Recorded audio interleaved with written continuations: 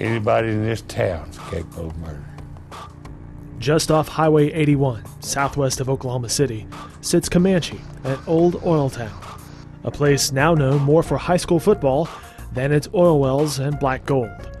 But just beyond the bleachers is the scene of Comanche's only unsolved slaying, a brick house at 611 10th Street that holds the secrets of June 4th, 1988, and the death of Mary Pewitt.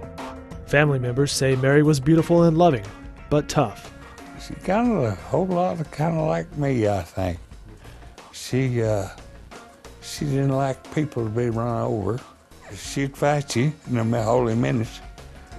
But she'd do anything in the world for you. She was good, she was bad.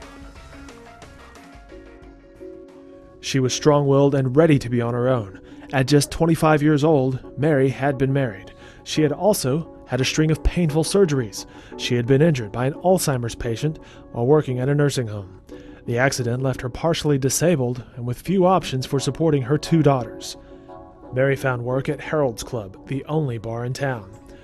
She had only worked there for 13 days when she closed the bar at midnight on June 3, 1988.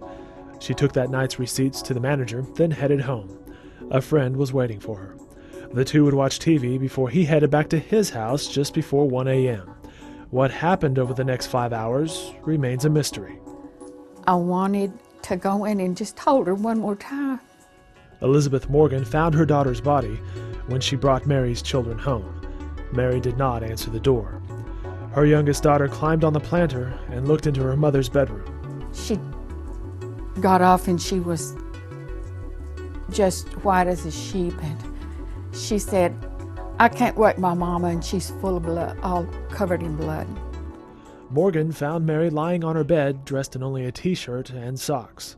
I pulled the cover back. Anyway, I could feel her stomach and it was warm, and so I thought she was alive, maybe. But it was too late.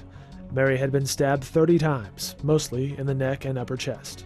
A knife is very personal and very, to stab someone and kill them with a knife and I mean, watch them bleed and basically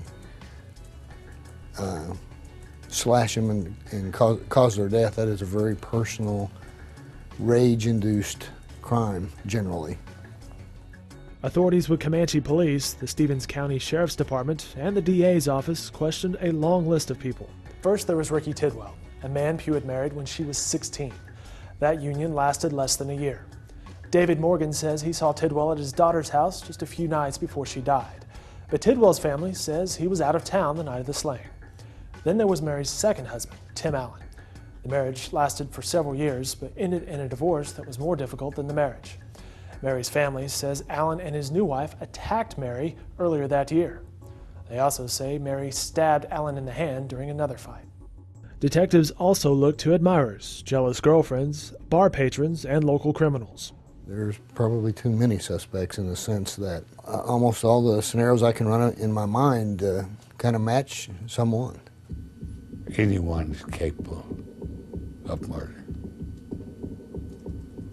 Anybody in this town's capable of murder. The killer did leave traces behind. Detectives lifted fingerprints as well as DNA from the scene, but the clues have not provided any answers. And why it happened is just as mysterious as who may have done it. So it doesn't make a lot of sense why she's dead. But someone knows about it. I feel in my heart someone in Comanche or Stevens County or Oklahoma, somewhere, somebody knows what happened. But after 20 years, Mary's mother is ready to let go. I'd rather it never to be solved. For my sanity, I had to give it over to the Lord. And He is sufficient. However, Mary's father has made it his mission to bring her killer to justice. The abrupt and brutal loss of David's daughter sent him back to school to earn a degree in criminology. I guess that's the most important thing. One of the most important things that I've still got to keep trying. I've still, a parent's responsibility doesn't end in death. I found that out. Homer is also dedicated to finding the killer. It's still a case that's very solvable. It's a case that needs to be solved, and it's a case where it cries out for justice because Mary absolutely did not deserve a violent death that she received.